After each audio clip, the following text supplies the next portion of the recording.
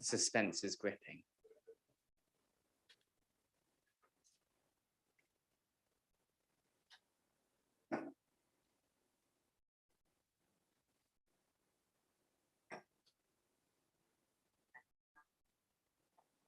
And for those who've just joined us on the live stream, Councillor Burt has made a point of order. Councillor Burt, what is your point of order?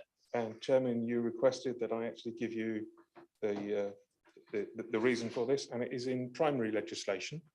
The Local Government Act 1972, Chapter 70, Part VA, Section 100B. I'll frame this now. Our meeting on September the 9th, I raised some queries about how the personal data from a full AI implementation would need to access huge amounts of personal data and how that was to be protected. And it says in the minutes from the 9th of September, it was agreed that it would be beneficial for this item to come back to Scrutiny Commission February or March 2022 in order that the Commission could look at the security of data to ensure it was managed correctly and assist in anticipating future problems or issues. And there's nothing at all in our packs today about what we're going to talk about. Yet that legislation says that we should have access to that information 5 clear days before the meeting. Can you read me the section, please? Shall I bring it to you? Yes, please do.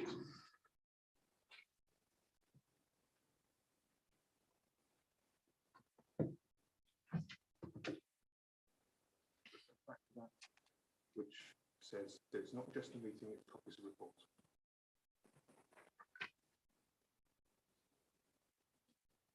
Or no reports being provided. No.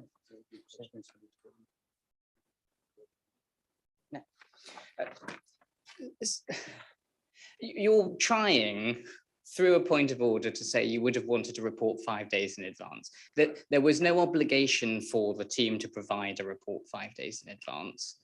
And there was no obligation for the team to have provided a report addressing your specific point in the minutes.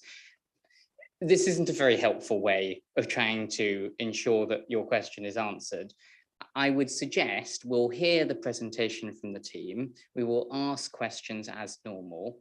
If it comes to the conclusion that this committee would like to have a report provided either on your specific report or on any other matter that arises as part of this agenda item, then we will arrange for that report to be provided, and that report, if it forms part of a future agenda, can be provided as is statutorily required 5 days in advance of that meeting taking place. But there is no breach here, Councillor Burt, so I'm going to reject your point of order and I will proceed with the agenda item. So can you just clarify why there's been no breach? There's been no breach because there was no requirement for a report to be brought forward for this agenda item. This is an AI project update. Have you read the minutes from the previous meeting as to what we were actually going to do? The minutes are not binding upon this committee nor upon its agenda. The agenda is entirely at the discretion of the chairman. If we're going to be really technical about this. So there was no requirement for a report to be brought forward, and therefore there is no breach and there is no point of order. So your point of order is rejected. Okay. Thank you. I will take it further. Feel free. Anyway, that was exciting. Could we have the update, please? And then no doubt we can go through some of the questions. Chairman, I believe that Adele and Rosa are expecting me to do a short introduction. I think we'll just get straight to the presentation. It is very much going to be a project update, and it's going to involve, well, they've not learned from history, and they're going to try and do a demonstration of a product for future development as during the course of the presentation. But I'll just pass straight to Adele and Rosie. Thank you. So today, yes, as Rob says, we're going to give you a quick update of where we are with the project and give you an Alexa demonstration at the end of the process. So next slide, please, Ruth. So if I just remind you about the background of the project, our vision within the customer access strategy is to provide high quality and easy to use services that are designed with the customer in mind. During COVID, we trialed a basic chatbot. This showed the potential applications and opportunities available to support customers, and some of our customer access strategies by providing convenience and choice to our customers by enabling them to access digital channels or digital customer service agent 24/7. Developing online services so good that people choose to use them, freeing up capacity to support those with more complex needs. Following the trial and further market research, we prepared to place evidence to place a growth bid and to fund a permanent solution. We went through a tender process. Bobby began taking shape from May 2021, and you'll recall that we came to overview and scrutiny in September to update you on the progress that we'd made and that we were in a position to deploy. Since then, Bobby has undergone continuous improvement. In the next slide, we'll talk you through our journey so far. I'll hand you over to Rosie. Thank you. Next slide, please. Thank you. So once the contract was signed, we started development work on creating, refining and training Bobby on around 291 FAQs, which covered 11 different service areas. Each of those individual FAQs needed to be trained with lots of different ways customers could ask that same question, and we trained Bobby to recognise thousands of variations before release. This was a collaborative effort that couldn't have been achieved without the support of all the service areas. Bobby was then launched on the 18th of October and soon hit over 1,000 conversations with our customers. Our customers were then asking an average of 1.2 questions each time they spoke to Bobby. Our focus shifted to analysis of customer data captured on Bobby to understand what our top hit FAQs were, how customers were using Bobby, and any feedback we were getting. We identified several complex processes to develop beyond that simple one question, one answer format. That included bank holiday collections, what you can put in your bins, and council tax queries, council tax recovery queries.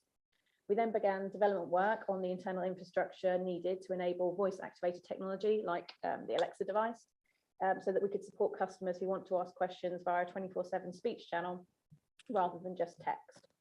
Next slide, please, Reece. So if I talk to you a little bit about the benefits to our customers, for the first time ever, we were proud to offer a 24/7 access to information and support through Bobby. Bobby exceeded our expectations, able to answer 84% of questions asked from a customer, almost immediately with no support from a live agent. We're excited to see that 34% of our customers chose to use Bobby to access our services out of hours, alongside which we are still offering 9 to 5 access to a live customer service agent if their inquiry turns into a more complex one. Bobby has surpassed our initial targets, with 80% of customers telling us that the information they've received was helpful and they were happy with the support from Bobby. However, we do continue to use customer feedback to develop Bobby further. Next slide, please, Ruth. So if I talk to you a little bit about the benefits for the council. So for the first time ever, as I said, we were proud to offer that 24/7 access to information, which then enabled us to free up a customer service agent. So previously, we used to use 2 FTE to man live chat. We reduced this to 1 FTE.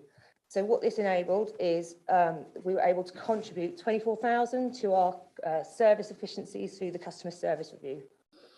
The remaining, so 0.6 of FTE was contributed to the service review efficiency targets, and there was a remaining 0.4 FTE, which we reinvested into the development of Bobby with our project team.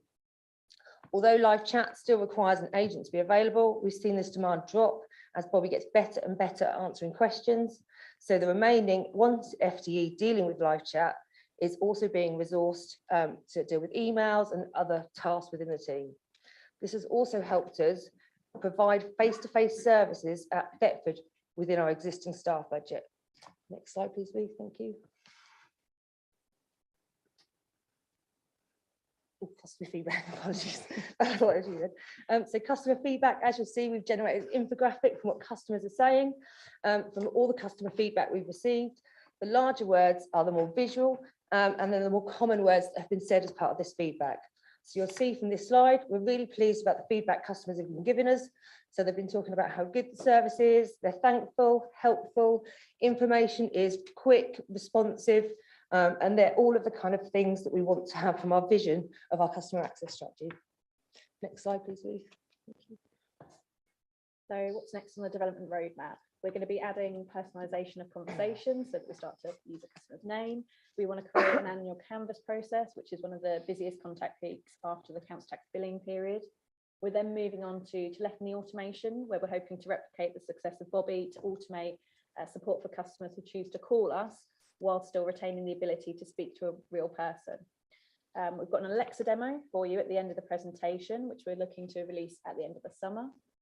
Other items that we have selected for development include integrated forms and payments, and potentially a Facebook Messenger integration, which allows us to open up even more contact channels for our customers.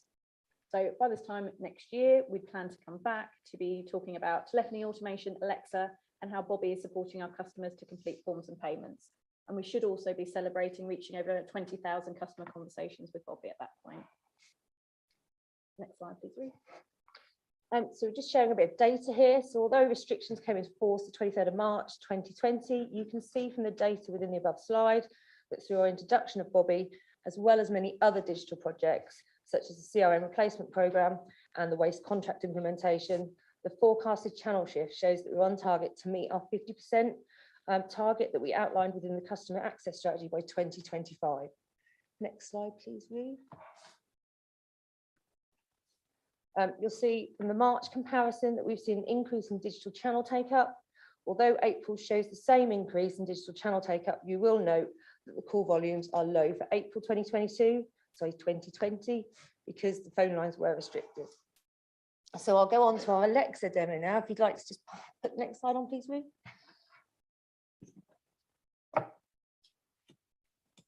So what I'm going to talk to you about is a little bit about the potential of Alexa. So what can Alexa do?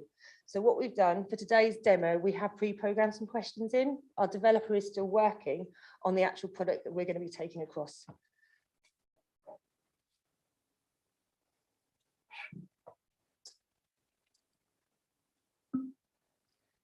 Alexa, ask Breckland Council when my next bin collection is. Your next green bin collection is Wednesday, the 1st of June 2022. Your next recycling collection is Wednesday, the 8th of June 2022. Alexa, ask Breckland Council, can I put plastic bags in my black bin? Sorry, I don't know that. Alexa, ask Breckland Council, can I put plastic bags in my black bin? I don't know that one. We'll move on to the next one. If you've got Alexa yourself, you know that does sometimes happen. Alexa, ask Breckland Council, who is the leader of the council? The leader of Breckland Council is Sam Chapman Allen. Alexa, ask Breckland Council, who is the chief exec of the council? The chief executive of Breckland Council is Maxine O'Mahony. So we'll give the recycling one another go. Yeah, try recycling bin. Yeah. Alexa, ask Breckland Council, can I put plastic bags in my recycling bin? You can't put plastic bags in your recycling bin. All waste must be loose within your bin. We've got one final question. Alexa, ask Breckland Council, who is my local councillor? Your local councillors are Linda Monument, Philip Morton, and Alison Webb. Thank you. Mute Alexa so she doesn't pick up any sounds. Next slide, please, Ruth. So I'd like to take any questions and thank you for listening to us today. Thank you very much. And thank you for the demonstration, which worked actually very well compared to my expectations. So that's good. Going to questions then, I've got Roy, I've got Tim, I've got Robert. Seeing none others, Roy first, then we'll go to Tim. Thank you, Mr. Chairman. I don't know whether I heard correctly. Did you just thank a machine?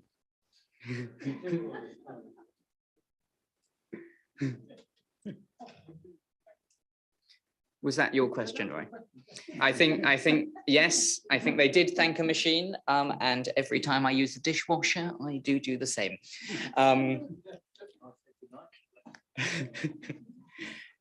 Tim. So talk to me about data security. So data security, so we have done a full data impact assessment on the product. And as we grow, so what we're going to add to, we will then be reviewing that data impact assessment. So initially, this is a chatbot that doesn't currently capture any personal information or doesn't machine learn any personal information.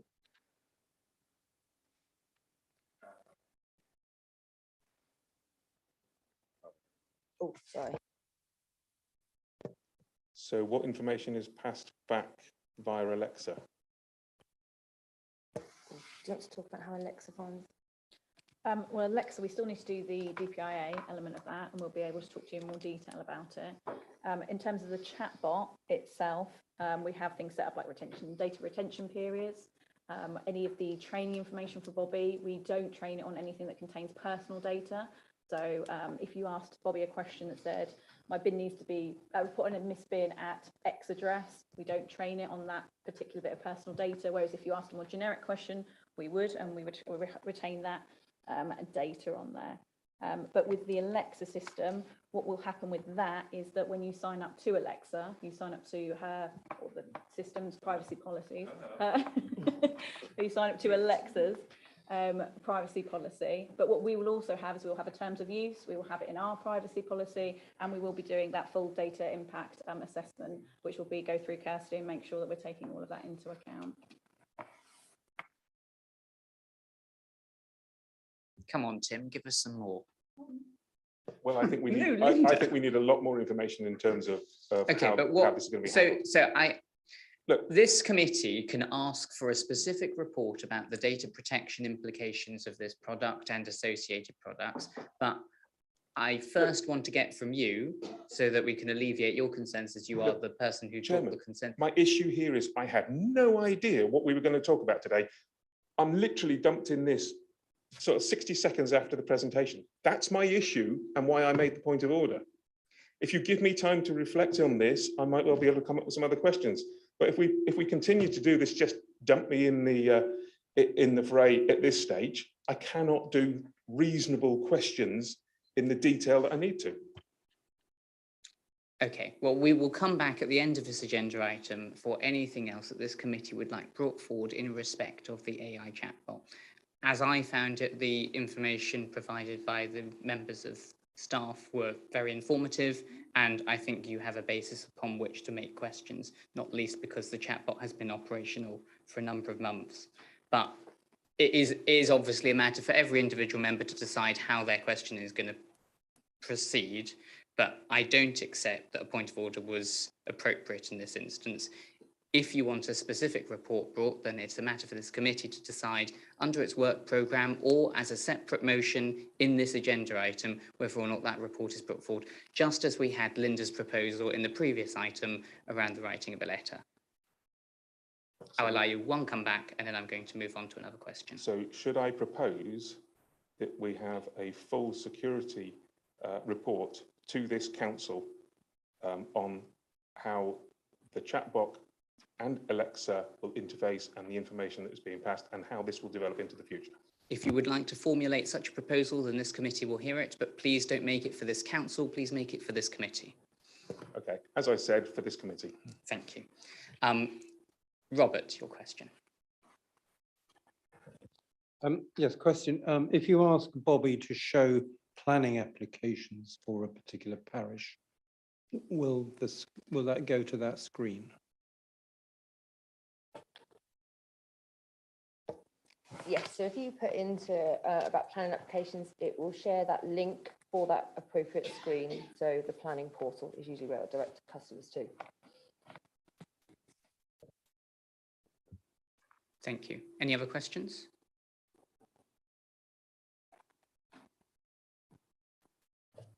Yes, thanks, Chairman.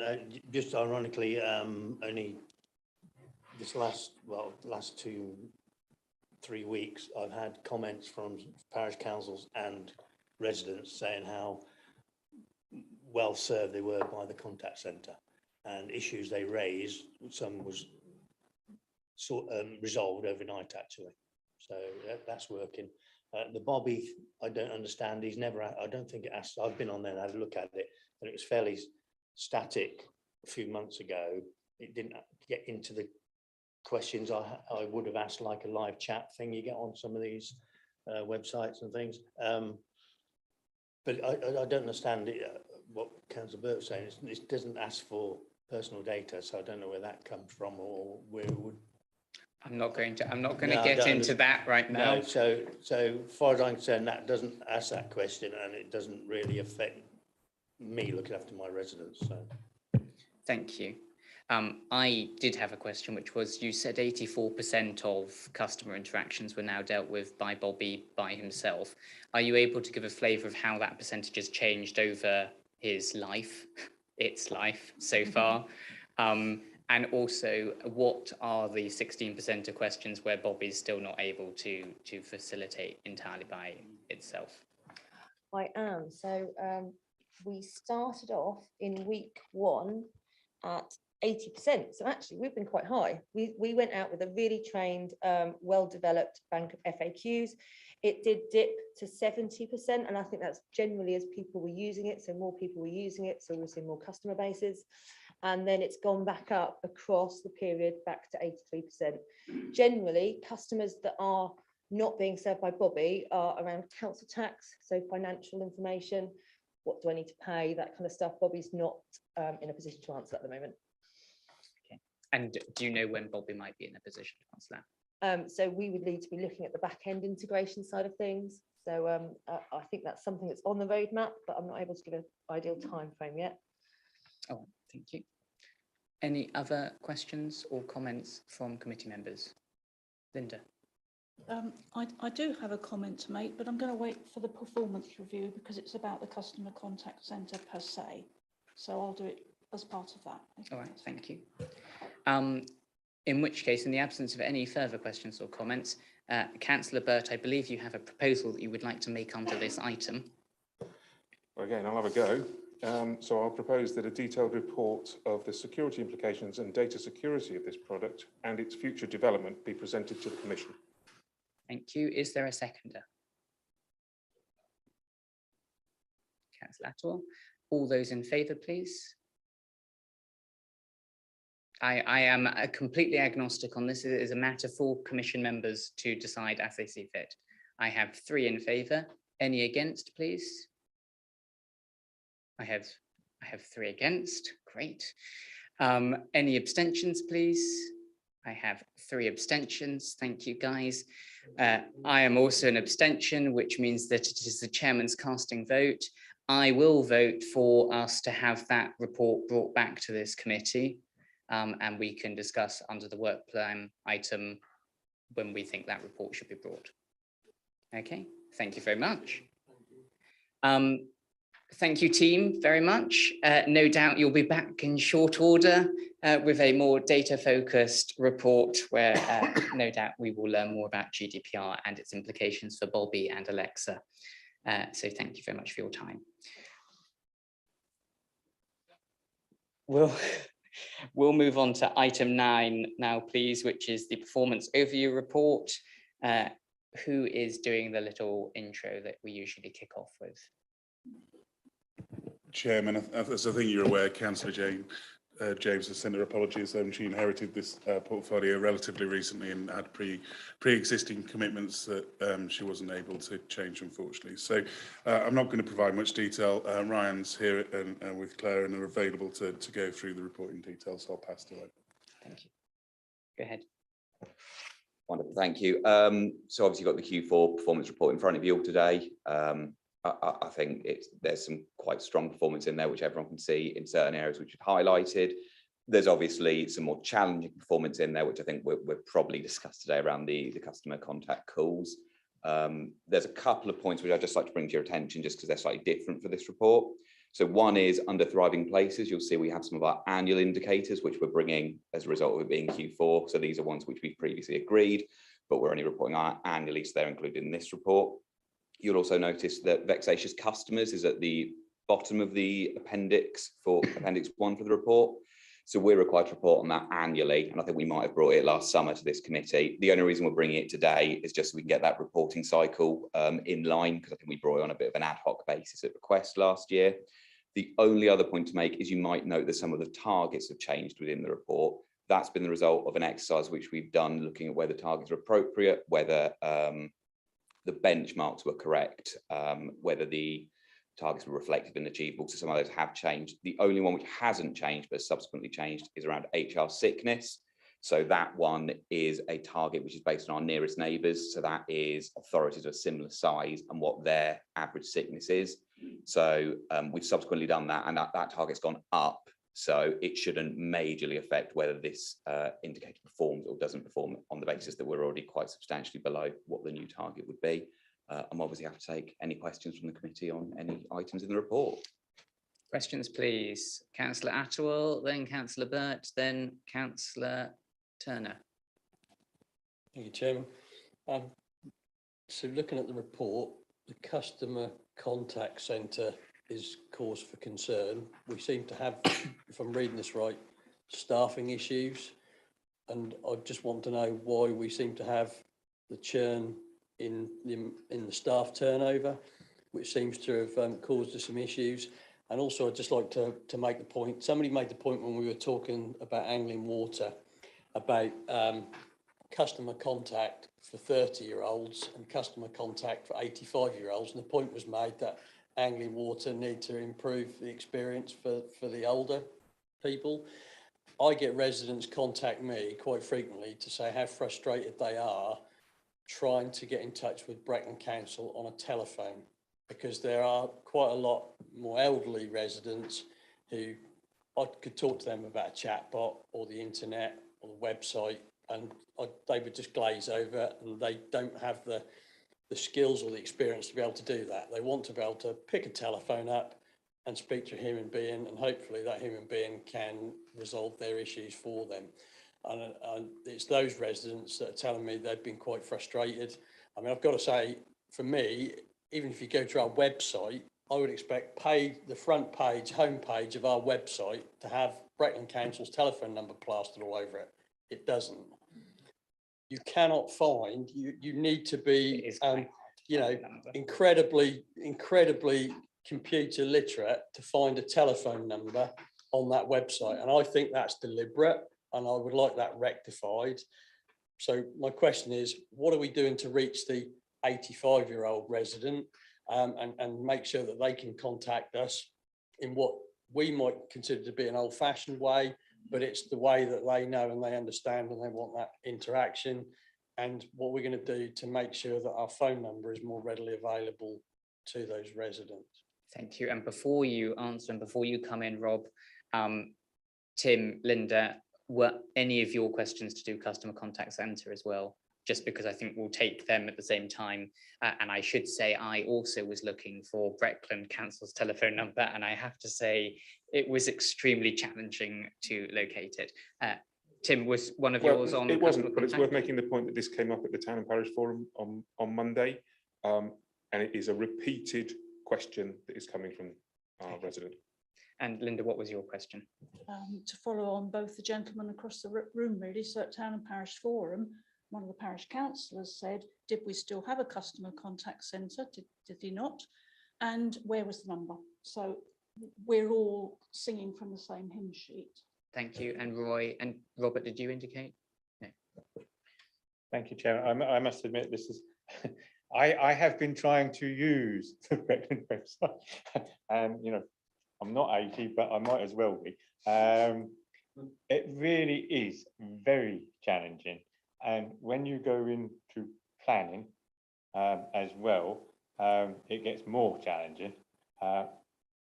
Then when you go back to the call centre, I did actually get a person to talk to who promptly said, well, planning's nothing to do with Breckland Council. You'll have to phone their helpline.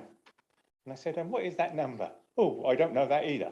And I couldn't find that on the website. So there is a great big issue about getting to talk to people, which a list of telephone numbers might just help. And Roger, one more before we... Yeah, I think following on from what Roy said, I've got to say, I find the website challenging. The layout of the website for accessibility, for ease of use, I don't think is great. And I think the time has come where that website needs a drastic overhaul. It needs somebody to look at that to make it more accessible and more user friendly to get to the damn information that you want. I know I can ask Bobby, but you know, 16% of what I ask, he's not going to have the answers for me at the moment. I think making that website, refreshing that, renewing it, making it more accessible, please, can we do that as a matter of urgency? And Mike? Mine is just a comment. If you haven't looked at the other district councils' websites, ours is way ahead. I know, it does need, it may need improving and what have you, but I mean, having used other websites. Maybe Bobby can have the answer to the number question. Anyway, sorry. Rob, I'll let you walk into that morass first, and then we'll go to Ryan. Just to pick up on the last point, Councillor Attwell, I'm not sure what pronoun Bobby uses, whether it's he, she, or it. I'm not entirely sure. Sorry, that's a slightly flippant point. You said he. Anyway, we'll just move on from that. Okay. If I take the Town and Parish Forum import first, because the point that was made, it was suggested we didn't have a phone number, which is factually incorrect, was the suggestion of the Town and Parish Forum. You Google Breckland Council, the first thing that comes up is our address and our telephone number. So it's important to know we do still have a telephone number and still do have a fully operational contact service. In terms of the visibility of the phone number on the website, I think that's a fair challenge, because a historic decision was taken to prioritise digital traffic where possible and transactability. So it was, the phone number was taken from the most prominent position and put in a less prominent position. And that was a deliberate decision to try and move as much transactional inquiries as possible to digital platforms, be they chats, chatbot, email, etc., etc. So I think, given the feedback we've received today from a number of people around the commission table, that's something we'll go away and look at. I think the reason we're introducing things like Bobby and other such initiatives, it isn't for all demographics. It is so that people who are comfortable using those tools and those experiences can do so. And it's our view and our desire is that frees up the time of our staff and our officers to spend the time talking with those people who would prefer to have a conversation and deal with somebody over the telephone. So that's an absolute commitment. It's not a desire to seek for everyone to seek to use the same tool or technique to reach us. Do I think we've got work to do to improve? Do you want me to stop, Rod? Councillor Attwell, or?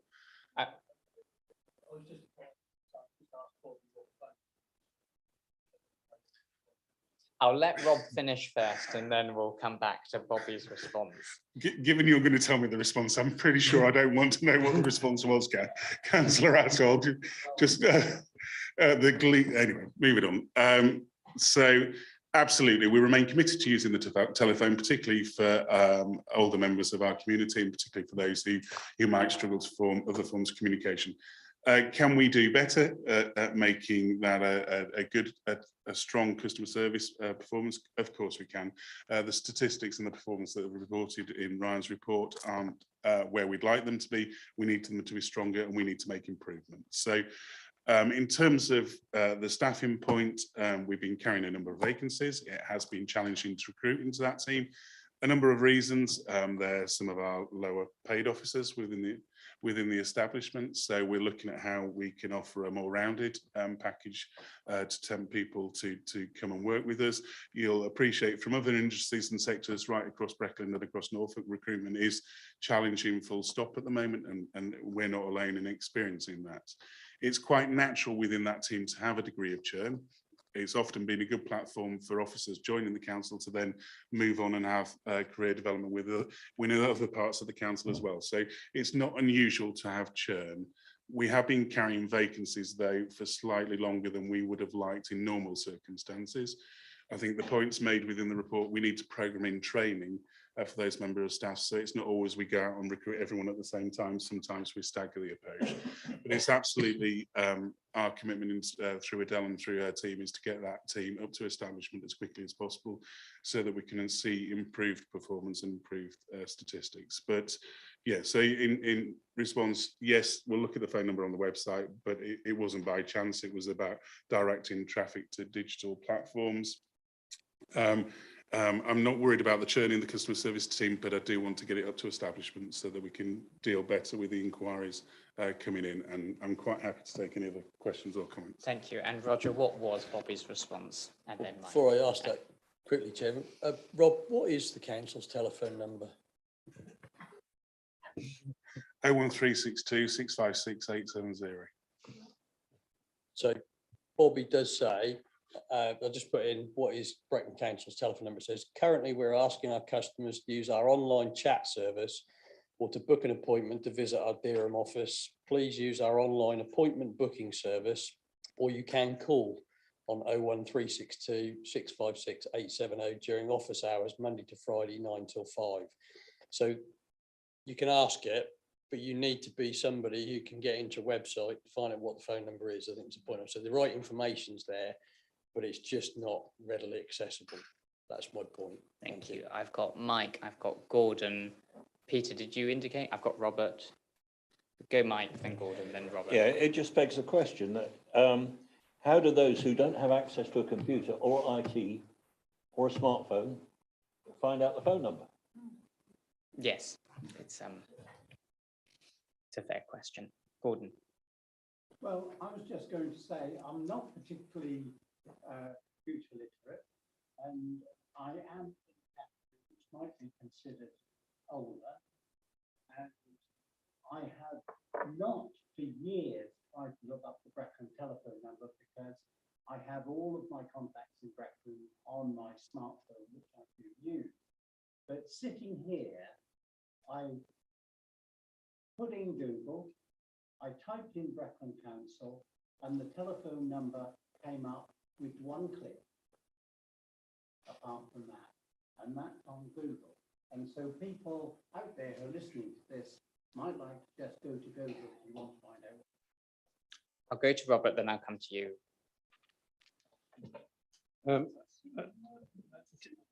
Just a point from doing a search on the website. I put in members' attendance. There were 202 results, none of which related to member attendance. Okay. There might be a wider point around the website. Roger. Just to follow up what Councillor Banbridge has said, and I think somebody's making the point over there, you're assuming that an 85-year-old resident has got a smartphone or a computer or even knows what Google is or what to do with it.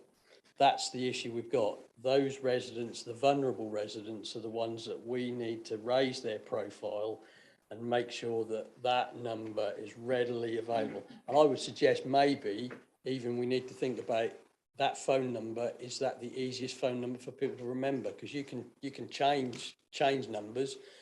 Is that something that we need to publicise more widely? I know we send out the newsletters. That needs to be front and centre on there. Yeah, the green bin, bit in the press, yeah, green bin, anything like that, so that those residents know that they can phone up. If they need assisted bin collections or anything like that, or their bin hasn't been collected, or they're worried about their council tax, they're not going to use any of this technology I've got sitting here in front of me. They need to ring up and they need to speak to a human being. And we need to make sure they know how to contact us. And I'm getting that from residents telling me, elderly residents, they struggle with that. Please, can we have that looked at, Rob? I think the point is well made. Roy. Yeah, just to follow on from that, yes, the mighty internet is lovely and it's free. So why isn't Breckland's telephone number starting 0800? That to me, they're elderly residents, and that is something that we could actually get in the press and say, we have gone 0800, this is how you contact Breckland. Rob. There are pros and cons of using an 01362 number versus an 0800 number. Sometimes people like to know they're dialing a local number rather than a call centre that might be remote. So I've heard loud and clear the point made about the accessibility of the phone number, and we'll take that away and look at that. I've heard that from across the chamber. In terms of what's the right number, we'll also take a look at that. But I know in the past we've looked at going to more generic number versus retaining one that is locally specific and known certainly within the north of the district. And the view was people would like to know they were ringing a local number. Not to say we can't revisit that, but certainly message received around visibility of the phone number for those who perhaps prefer talking to somebody on the phone rather than dealing in a digital transaction. Thank you. So moving on from that, Matt, unless Peter, do you have one more point you want to make on that? Yeah, thanks, Chairman. It's not, I don't want to criticise anybody, and That's our entire job here is to criticise people. And I'm Billy Basic on computers, but when I Google Breckland Council, the whole list comes up with all the boxes. So missed bin, planning, housing, you just click on that. I don't know where that's falling down on other people's computers. It seems straightforward to me. And it was highlighted back in 2015 that 36% of Breckland residents are non-digital, and we got the magazine back up and running for that purpose. So that needs to obviously keep updating that with numbers and things. And I took the opportunity as well for one of my villages, and I supported it. We run a digital program, and we had funding from the the funding scheme that's just come back on again online, and we was funded money for that, and it helped us set up a digital cafe. 12 members between 65 and 80 are regularly now on that scheme, and we have champions who help out in the villages as well. So as a ward member, we can help our own residents without coming into Breckland and asking their help all the time, like we ask the government to do everything when we can help ourselves sometimes. Thank you. The opportunity is there, and I proved the digital program is working for elderly people in one of my big villages in my ward. Thank you. Tim, different questions now, I suppose. Yes, indeed. I suppose I could just say we don't have to have one number. You could use both. It's not an either or. Right, come on. I've got some questions. I'll rattle through them if that's okay. Some of them are quite simple answers, I think. So page 30, food businesses. We previously agreed that we'd have a breakdown of the businesses under each star rating, but that actually isn't in this one. Is that going to happen? Page 31, commercial property average yield. Be useful to know how we are calculating that. Crucially, what is the capital value of the asset when we actually do that calculation? And are we taking into account administration costs like invoicing and maintenance? I believe I can answer that. I think they're fair valued each year, but I'll let Ryan confirm, because that was one of my bugbears for many years. Carry on. Okay. Page 32, good to see we've started reporting on the Breckland 2035. Obviously, we can't do any comparisons yet. We've spoken about percentage of automated customer web chats, but we've talked about this before, about having the numerator and denominator within the text so that we've actually got a feel for what it is, because a percentage by itself, while useful, it's very superficial. If you can actually say what out of what, that's much more useful, and we are doing that elsewhere. Page 34, FOI requests responded within the time limit. I note and applaud the improvement in our performance there. However, this is a binary. We either achieve our statutory obligation or we don't, and therefore it's kind of a red or green, and it's not. We've got it orange. Final one, page 35, percentage of complaints requested percentage complaint requests responded to within the time limit.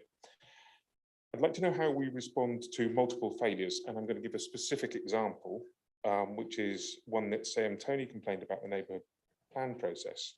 That was put in on the 22nd of February, and written deadlines were missed on the 15th of March, the 11th of April, the 19th of April, and the 29th of April. They were all missed. Does that mean that there were 5 failures in that, or does that just mean that there's one? Because if it's just one, there is no incentive to ever actually pull your finger out and get answers to complaints. Thank you. Ryan. Thank you for your questions, Councillor. So I'll go through them one by one. In terms of the star rating, you're right, that should have been the same as the numerator denominator. In my email, which I send around afterwards to members of the committee and the substitute members who've been this day, I will include that because you are right, that should have been within the notes. And it will be included in future. Yes, it will. Yeah, that's an oversight on my part because you have raised it before. In terms of the yield, I believe the chairman's correct. However, again, I will have to clarify that with the service just because I don't know 100% on that. In terms of complaints, I believe it would just be one, and I'll look to Adele for this just because we're dealing with one complaint as opposed to the number of time dates that are missed. Is that, yeah, so that's correct. I think that was all of yours, was it, Councillor? Did I miss any? We wanted red, green on FOIs. Yeah, so I'm open if that's what the committee wants to do. This ultimately we have an amber for when it's not quite performing, but I do agree that based on the fact that it's a statutory one, we can change that just to red and green. It is it is 99%, so it's a high number. So in terms of a performance perspective, I don't have major concerns with that indicator, but I do appreciate if that's how the committee wants to view the report. I'm happy to make that change. I would be happy to propose it go to red, green because I share the same views as Councillor Burt in this instance, in respect of freedom of information requests. But it's up to the committee. Could I see all those in favour of red, green, and then all those in favour of red, amber, green? I have one. So red, green wins out. So yes, please to red, green. Yeah. Is that, I think that's all of yours covered. Excellent. Yes, there was. Any other questions? Seeing none, you look like you've had an easier ride, or perhaps we exhausted ourselves early on and didn't have the stamina to get through to this agenda item.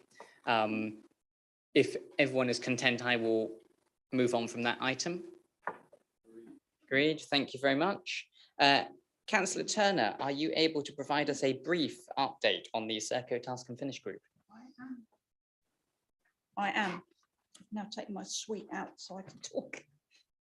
So the 7 members of the Task and Finish group have met 3 times in February, March and April, plus 4 of us visited the Serco depot at Watton on the 12th of May, together with the cabinet member, and that was very useful.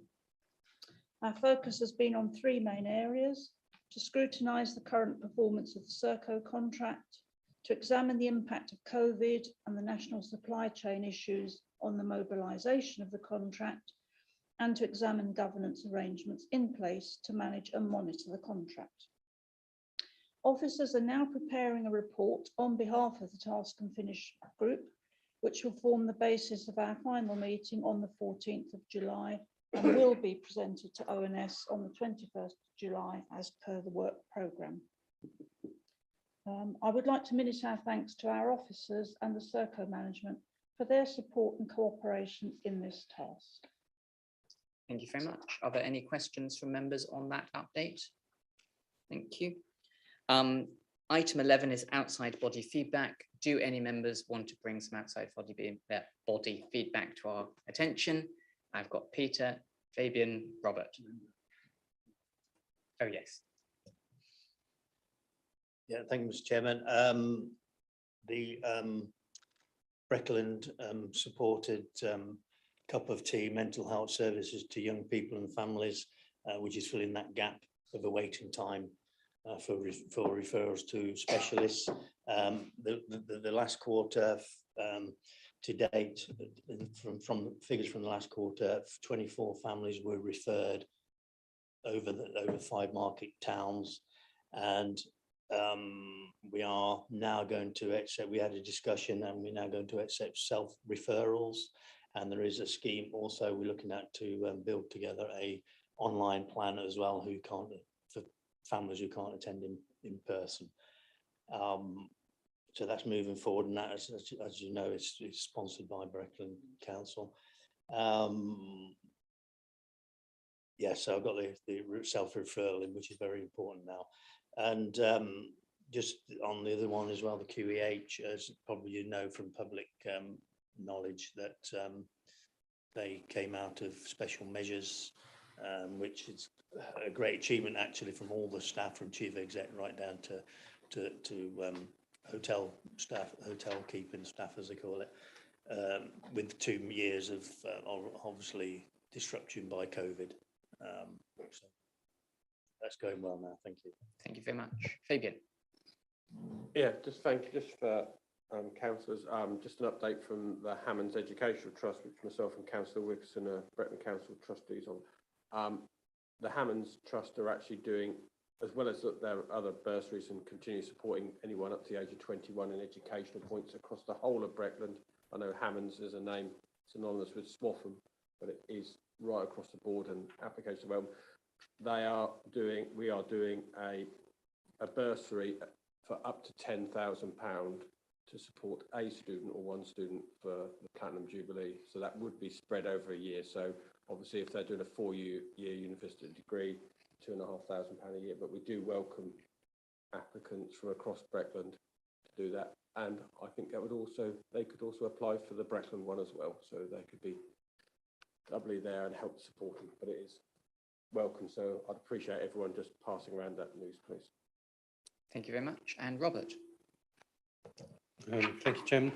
Just to report that Maureen Orr, who has been the scrutiny officer for health scrutiny for the last 10 years, has now retired. Was excellent at her job. The arrangement is now to be changed so that the officer who supports the main scrutiny panel at Norfolk will also be the officer presenting at health scrutiny, and there will be a separate research assistant appointed to gather data. Thank you. Thank you. And Roger. Thank you, Chairman. Just to note that I went this week to the AGM for the Norfolk Playing Fields Association. Unfortunately, the AGM couldn't proceed because of lack of numbers. They have been struggling for a number of years now, particularly since Norfolk County Council withdrew all its funding. So they've got no funding from the county or district authorities to help with their work. So what we're going to do is we're forming a small working party to look at the constitution for that and the model for it going forward to see what work it could do on behalf of Norfolk residents. Playing fields are a very important part of our communities, and I think it's important that that group keeps going. So any assistance that Breckland Council and the Breckland councillors, if you'd like to come along to a future meeting and throw your support behind it, and any ideas you might have, that would be appreciated. But at the moment, that group is in serious danger of folding if we do not do something to, look at the management of it and its aims and objectives. Thank you. Thank you. Seeing no other indications, we'll move on from outside body feedback. I am not aware of any scrutiny call-ins. I am also, having discussed it with Roger, not aware of any councillor calls for action. Mike. There's just one call for action that I would ask to be considered. I am probably in common with a lot of the rural office members, have received numerous complaints about the grass cutting scheme that Norfolk County Council have now adopted. In that respect, a lot of the verges now are 18 or 19 inches deep in grass. About a few months ago, they deepened all the gruts and growth, and consequently now you can't see them. And the number of people who are actually complaining they've run into it. The other factor as well is there a correlation between the amount of roadkill and the grass height on the verges? Because of late, I've noticed there has been an increased amount of roadkill and what have you. So I would ask that we ask Norfolk County Council for an explanation and a rationalisation. Because, as I say, I'm being inundated with complaints about the grass verges and also the amenities areas which Norfolk County Council are responsible for cutting. Could I ask that you work with Ruth to formulate the full envelope of your inquiry? And I think we could do better than that. I think this is exactly what the Councillor Call for Action is designed for. You could invite Councillor Wilby, who is the Cabinet Member for Highways at Norfolk County Council, to come and speak to us with his officers to explain the situation and why it's better. But if we can give them a heads up on exactly what sort of stuff we want to cover first, I think we can get that arranged. Thank you. Peter. Could I just add to that as well, where the North County Council have now taken over their own grass cutting, which Breckland has been doing the last 10 years, as I know, is not satisfactory. It's sporadic so far. I know they've only just started, but it is a bit of a mess at the moment. They're leaving bits which they think the Brecklands, when they're clearly not, because Breckland's already been down there and doubled the cuts on their pieces of grass in my ward, for instance, compared to what North County Council's taken over. So that needs to be addressed as well. I think the point is well made. So I will, well, we can liaise over the coming week or so. Any other exciting councillor call for action? Seeing none, that's good. Okay, the work programme. So firstly, just to go to Councillor Attawell first, I believe you had something you wanted to propose which would fall squarely within this item. Yes, Chairman. Could we ask the Breckland Council comms team to come to this commission and give us an update on their modus operandi, exactly how they operate, what their parameters are, etc. I think that would be very useful for all ward members. Thank you. Yep, we can have that added. Ruth, can you jot that one down? Then we have, and yes, we should have the relevant. Oh, I think, is that the leader? I can't remember the changes. I think it's Oh, Jane Sherwood. James. It's Jane James. Oh, it's Jane. Okay, right, there we go. Oh, third time lucky. Okay, so we're looking forward to having Jane for her first scrutiny meeting. Tim? A couple of things that were already on the list. You've got that we were going to invite UK Power Networks. They haven't turned up yet. No, they cancelled. Yes, so are we going to re-invite them, or we asked? Yeah, we're going to get them. We'll get them here eventually. Press them a bit harder. Also, I've had on the list there about a review of the IT infrastructure. We're still on the list. Total fail of the system at the cabinet meeting, so that it wasn't live streamed. And I've noticed today that the cameras aren't working. The Zoom cameras Yeah, no, aren't. that is correct. So if I could, Tim, suggest that, because we also discussed the accessibility of the website today, if I could suggest that we wrapped up IT infrastructure and website accessibility into one item.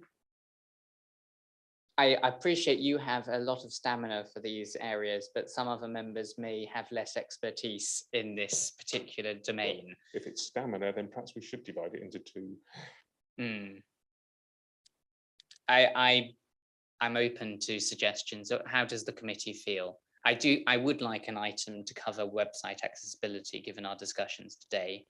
But would they want that to also cover the IT infrastructure, or would you like a separate item on IT infrastructure, Linda? I think picking up Tim's point, because like it or not, we have to look at all these things. If we can dedicate one ONS meeting purely to that topic, we could wrap it all up in one. So not have like an IT marathon. Yes, IT special thing. Okay, fine. Well, let's try and do that then, Ruth. If we have two, maybe we do the September meeting for the IT marathon, and we move empty properties to a different meeting. Yeah. Okay, great. And then, of course, we also need, in fact, in the IT marathon, let's include also the chatbot data protection item. And then that way you'll have all three IT items in one place. Yes, don't give your apologies for that meeting, Tim. Excellent. Any other members who want to bring any other items to the work programme presently? Seeing none. Well, that's yes, Robert. I think we will need an update on nutrient neutrality as and when it's available. We'll put it in an abeyance state TBC bit, but you're right. Yes, we should have nutrient neutrality. Roger. It strikes me, Chairman, that the Capita contract is up for renewal in the not too distant future, and I'm just wondering whether we ought to get them in here on the future work programme so we can have an update on their work in anticipation of that. Would be a good time for that? and Capita can come in at any point and provide an update. I can't recall when they were last here and what the reason, whether it's a reasonable period, but more than happy for Capita to come and give an update on their work program and performance against the contracts. Maybe towards the end of the year.